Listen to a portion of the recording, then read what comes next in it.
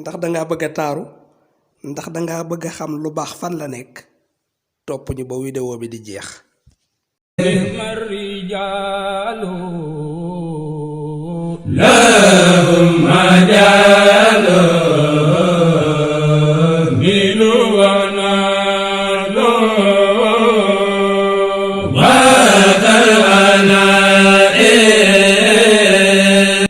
akasa barab baa ngi nii établissement kër Serigne Massamba Mbacké Guèye et frère nekk foofu ca marché bu ndaw sañ ci 1 Joal Fadiouth cantine numéro 203 ak cantine numéro 204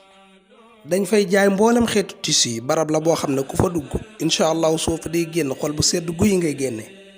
waaw comme ni ma la ko waxee rek ku baax kii kër Serigne Massamba moom daanaka yéen la fi nekkal ndax wax dëgg fa yàlla dañuy dem fu soori di fa wut ay mbase yoo xam te ne amul fenn ngir bëgg a gën a mën a bëggal seen i client wala seen i cliente rek moo tax ñuy dem fu sori di fa wut ay mbasin yu baax a baax ay Getzner original 1m60 super magnum gold ay mbasin XL ay mbasin Veba mbasin Bravo mbasin Al Amin mbasin La Lune mbasin yu baax a baax lu ci mel ne xeetu vax yi tamit dañuy am ay vax Etarget original dañuy am ay vax Etarget coton bi am vax Etarget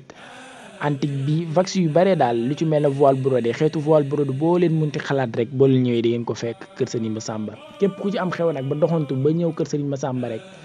di nga xam ne daal mooy loolu daal waa kër Serigne Massamba daal dañoo pare pour sañseel leen rek la kese lañ pare waaw lu ci mel ne xeetu filafil yi tamit pour góor ñi waa kër Serigne Massamba am nañ ci ay xeet yu bare bari lu mel ne super 100 unique bi ay Dubaï ay filafil dégradé filafil yu bare bari daal di nga ñëw boo ñëwee kër Serigne Massamba di nga ko fekk incha allah adresse benn la marché bu ndaw Joal Fadiouth cantine 204 203